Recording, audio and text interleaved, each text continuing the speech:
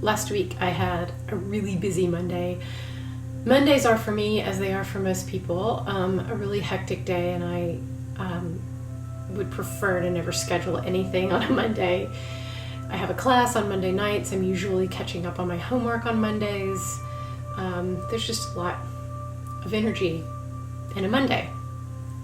And last week my Monday was particularly busy. I'm kind of the opposite, I think, of a lot of people in that when I look at my planner, when I look at my day and I see a lot of things scheduled during the day, that causes me anxiety, and my first impulse is, what can I scratch off of this list? What can I put off into a different time? It is very soothing to my anxiety to have big blocks of time that are unscheduled where I can be alone. And I know some people feel the opposite, that they don't like that space alone in their head, but that's what I prefer, and the scheduled and having to go to a lot of different places and interact with a lot of different, that causes me anxiety. But anyway, last week my Monday was very full. It was unusually full. And it just also happens that my favorite yoga class is on Mondays, and I had planned on going to that class. It's at noon on Mondays. But when I looked at my planner, I thought, that's probably the thing I should scratch off my list. That's probably where I could make some space for myself. And then my next thought was, no, I'm not going to do that. I'm going to go. I need to go to yoga. Yoga is good for me. I need to be in that space. And so I did.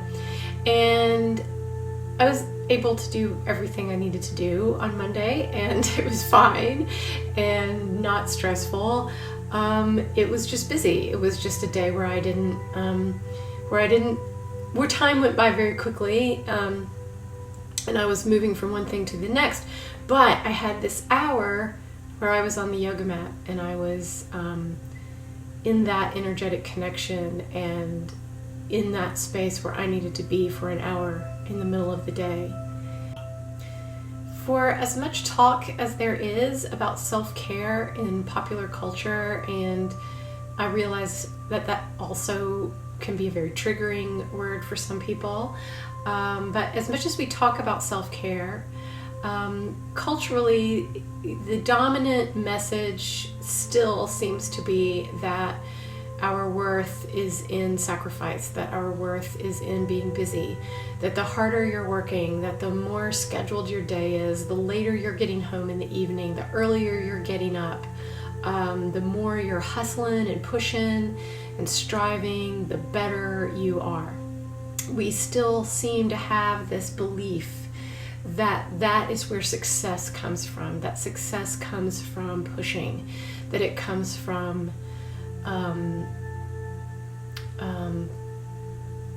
doing and pushing out into the world and doing for other people and doing for your business and getting things done, achieving, that's where our value is. And the truth is that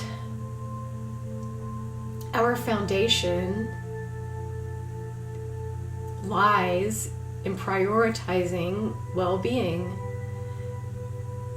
that you really do have to prioritize your well-being above everything else, or you won't be well. And if you're not well, if you're not taking care of yourself, then what are you really doing? How can you really achieve anything? Is it worth it, the things that you're doing, if you don't have your wellness? And wellness isn't necessarily the same as health. I know that there are many people who live with chronic health conditions that are limiting. There are people who only have a few hours of a day or a few minutes of a day when they can really engage with certain types of activities. You know, we have these stories embedded in the mythology of our culture, in our religion, in just sort of in the ethos of who we are. These stories of martyrdom and of holding up people who have sacrificed, who have made of themselves a sacrifice, and died young, died difficult deaths, suffered for the good of others. And I'm certainly not saying that is bad, but I think that we need a new story. And now is really the time to write a new story and have a new value system where self-sacrifice is concerned. When I talk about self-sacrifice, I'm not talking about the things that we all do for one another, that we do in community, giving up something so that someone else may have something, bringing balance. That's all very good. That's all, we need to do that. If you have children in your life, then you are sacrificing to a certain extent for your children. Of course, you are making them your top priority, of course, as it should be. But what I'm talking about is, exactly the example I gave, that my tendency would have been to say that I was going to scratch yoga off my to-do list because it was the one thing during my day that did not involve anyone else.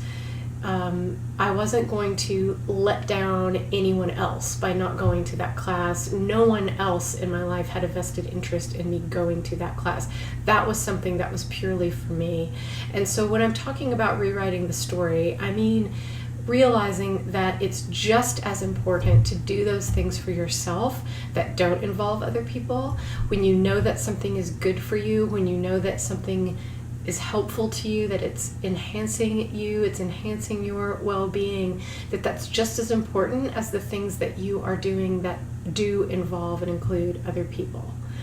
That's a really tough one for a lot of us to accept, but I really do believe it's true, and it's something that we each need to be considering. I remember when I left the last office job that I had, and I went out knowing that I was going to be working for myself. I thought I was going to be doing something very different than what I'm actually doing now. But I remember being aware and thinking, I'm my manager now. So I'm the one that's going to have to draw boundaries around my work. And I'm the one who's going to have to know when I need to take time off, when I need to block off time, when I need to say no to someone. And that's been a tough lesson for me, even though I knew it going in. It has taken me years to really get into the place to understand that if I have blocked off time for myself, that time's blocked off, and I'm not going to make appointments during that time. And that my work, if I'm standing at the easel, if I have 2 hours to paint and I'm working on painting, that is my work. It is important. And no one else might understand that. Other people on the outside who work different types of jobs, who go to offices, who are locked into those kinds of schedules, they may look at me and think that I have all this freedom. And they may even ask me, can you do this or do that because you're not really working? But I am really working. It is real work. And I'm the one that's in control of those boundaries, no one else. I don't expect anybody else to understand. I'm the one that has to honor my work and myself, and when I need to rest and when I need to work. And I'm the one that's placing value on what I'm doing. It can be tough to do that, but it's necessary. And especially if you are creative, especially if you are working for yourself, if you are building a creative business, or you're the only employee of your business and everything's on your shoulders. I think it's very easy sometimes to get into this desperation mindset of, I need more money to come in, I need more work to come in, and so I'll do anything and I'll say yes to everything, and but you can't, that's not sustainable. That's not sustainable. So you have to be a good manager for yourself. You have to be your own best boss, right? That you have to be the manager that you need.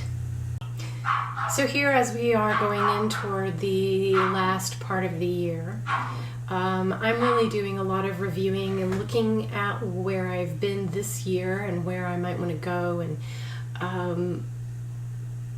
I am making self-care and my well-being a top priority so that I can be more productive, so that I can do more of the work that I want to be doing in a more committed way, so that I can be 100% fully present in my work, in the life that I'm creating. I think it's also something that happens, or it has happened for me, because because of my age, because I am at midlife. I no longer have that infinite stretch in front of me where I feel like, oh, there's lots of time and there's lots of possibility. That possibility has narrowed, and I'm really focused on each moment being extremely important to me in my life and how I feel.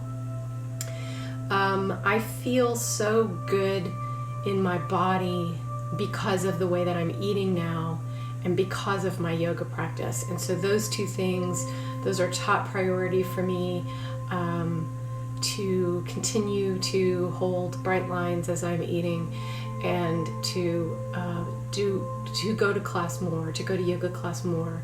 And I'm so fortunate that I love my yoga studio and it's really close to my house. So I'm very grateful for that.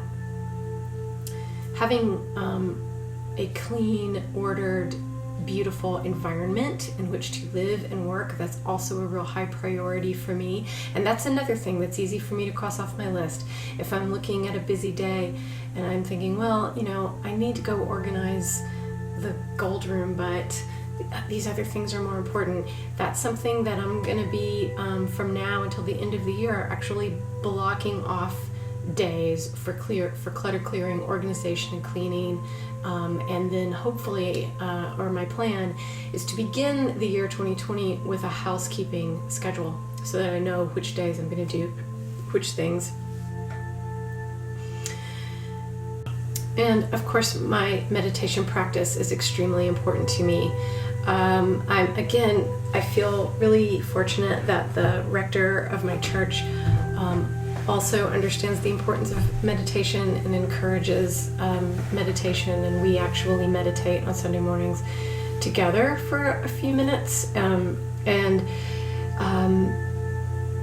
He was saying something recently that I just think is so true, and it's exactly the reason why I love meditation and why I think it's so important, that when you sit in this meditative space, when you you are allowing yourself to be vulnerable to God, and it creates that space for God to come in. So whatever your religious beliefs are or are not, or whatever your spiritual practice is or is not, I do believe that is true, that when you give yourself that time to sit in meditation, to sit in quiet, you become that open vessel so that you can experience, hear, feel, and know God. If you are seeking guidance, that's the way to hear and be with your guidance. So these are things I'm thinking about here in November. And of course, using my passion planner. This is how I look at my day. This is how I look at how I'm spending my time. And almost time to buy a new one. I'm excited about that. I'm trying to decide if I'm going to get the gold or the forest green. Those are the two new colors this year. So I have a question for you, and I would so love it if you would leave a comment on this video and tell me how you are going to prioritize your well-being in the coming year, or here at the end of this year. Just tell me what you're going to do. What feels really important to you? How can you block off time for yourself to tend to your own wellness? You can, of course, find me on my website, Lori-Lyn.com. You can find Fill Up Your Cup, which is an 11-day home study practice to help you develop your own meditation practice. You can find that on my website. You can find me on Patreon, where I do energy readings and energy work. I send Reiki to my patrons every week, and I'm also sharing, every month, and I'm also sharing fiction writing there. You can, of course, request your personal prayer painting from my website, and you can check me out on my new Instagram, which I have an Instagram now that is just dedicated to the studio. It's all paintings all the time, and that is Lori-Lyn Hurley Studio on Instagram. Thank you so much for being here. Please do subscribe to these videos if this is something that you like. I would love to have you subscribe here so that you join with me in these conversations, and leave your comment below. I'm really excited to hear what you say.